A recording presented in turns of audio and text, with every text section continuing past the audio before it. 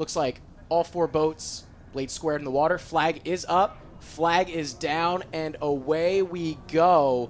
The first race of the morning here on Lake Carnegie. It's a battle of major heavyweight programs here. We have Princeton, lane 1, LaSalle, lane 2, Georgetown, lane 3, Temple, lane 4.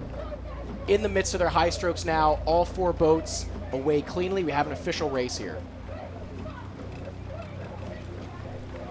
4 boats are out of the breakage zone. Looks like early lead for the Princeton Tigers and the Georgetown Hoyas. Just a couple of seats off the start, but everyone got away cleanly, and 250 meters in the race are down. That's right. 250 down in the middle of high strokes here. I would say all 4 programs will likely be shifting down to their base cadence. Once again, Princeton with an early advantage. They sit up about half a boat over the field.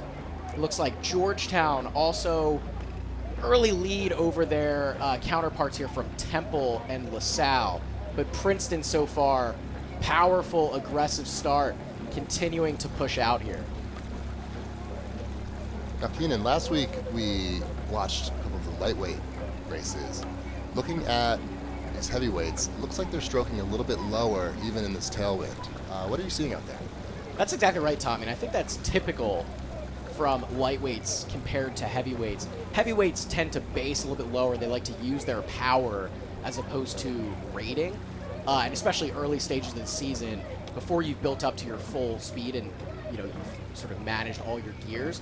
These guys are going to be cruising pretty low, I would imagine. So, yeah, you can see it. Compared to the lightweights last week, these heavies are going out a little bit more measured and calculated. That's what we're seeing so far.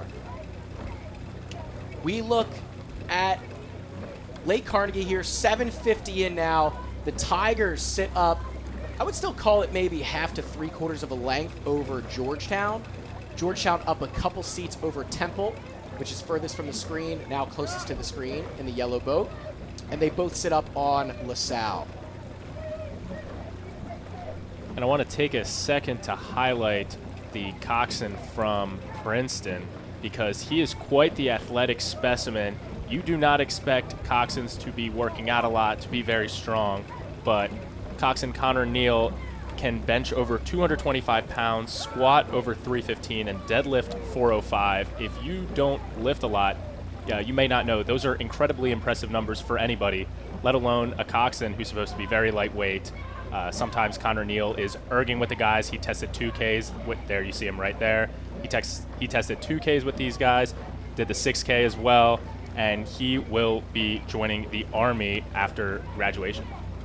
Yeah, he'll be commissioned as a 2nd lieutenant in the U.S. Army. Keenan, how much do you lift? About that much. Okay. I've hit those numbers recently. We take a look here. Connor Neal, obviously massively impressive coxswain. The pride of St. Joe's Prep, also extremely athletic. He is now sitting up open water over the field. Connor Neal has pulled his boys to open water advantage with 7:50 to go.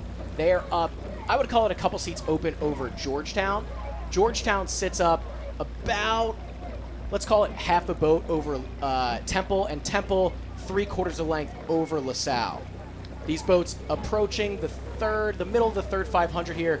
This is where you really have to grind it out. You're starting to feel the lactic acid build up.